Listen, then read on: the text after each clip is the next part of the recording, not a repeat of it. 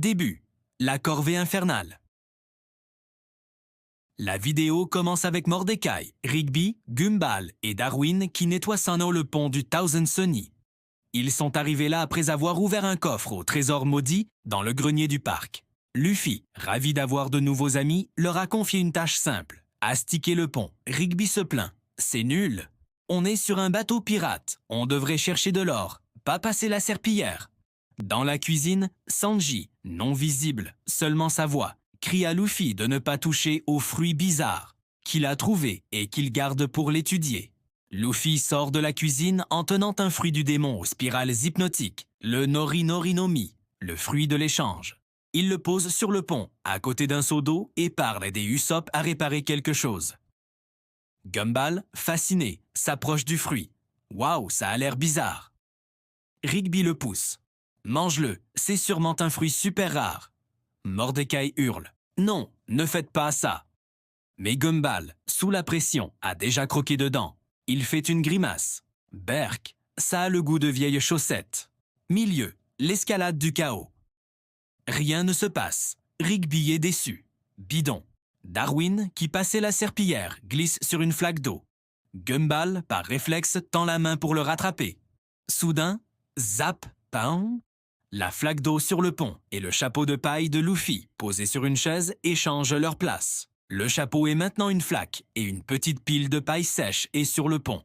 Luffy, de loin, ne remarque rien. Ils viennent de découvrir le pouvoir. Gumball peut échanger les propriétés de deux choses qu'il vise. Rigby a des étoiles dans les yeux. Mec, c'est le meilleur pouvoir de tous les temps. Ils commencent à s'amuser. Gumball échange la dureté du bois du pont avec la mollesse d'un coussin, faisant s'enfoncer Zoro qui faisait sa sieste.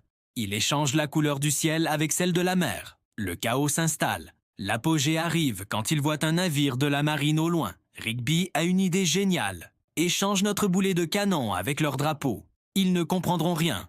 Gumball se concentre, vise le boulet de canon et le drapeau de la marine. Mais au dernier moment, Darwin crie, le faisant sursauter. Sa visée dévie. Zap. Gumball n'a pas échangé le boulet avec le drapeau. Il a échangé la vitesse à toi. Du boulet de canon 0 avec la vitesse Anda du Thousand Sunny. Fin. La statue de la liberté.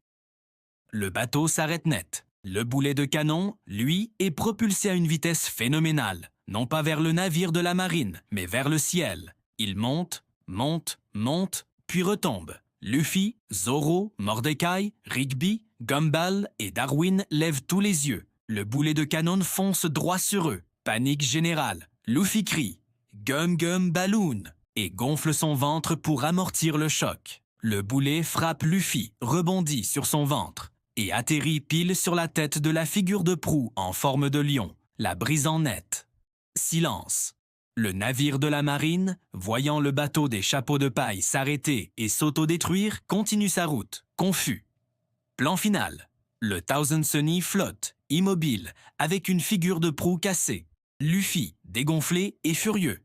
Ma place préférée.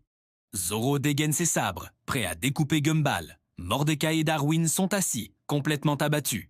Rigby, lui, regarde Gumball et dit « Ok, maintenant, essaie d'échanger le bateau avec leur île. » Gumball lève les mains, l'air terrifié, fondu au noir.